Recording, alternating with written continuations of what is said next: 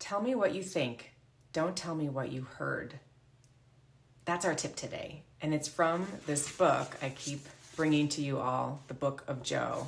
And this is the story of when Joe Maddon went from being a Major League Baseball player, no, not Major League, minor league baseball player, to becoming a scouting coach. So you are a scout, okay? You scout talent.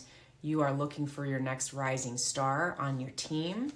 You are looking for talent when it comes to vendors you might use. You are scouting, okay? And so this is just a different way of looking at scouting when we're looking at ball players. And he talked about in the book, there's like a good old boys club around the scouting community where you can get very tunnel vision and group think when it comes to scouting. And the same is true in the professional realm.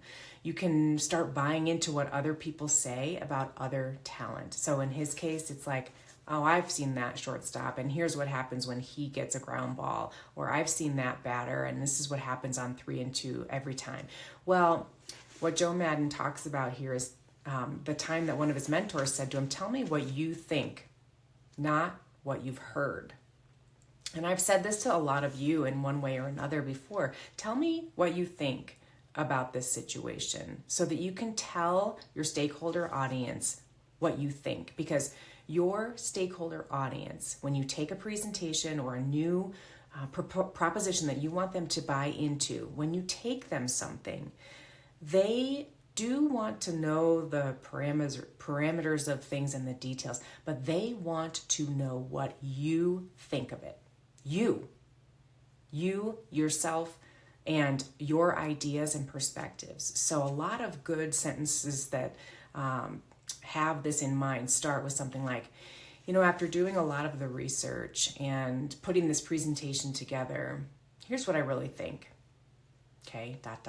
Or, after looking through the data, my opinion of the situation is as follows. So there are some really important things you can do to elevate your influence and your executive presence in the moment when you share your opinion.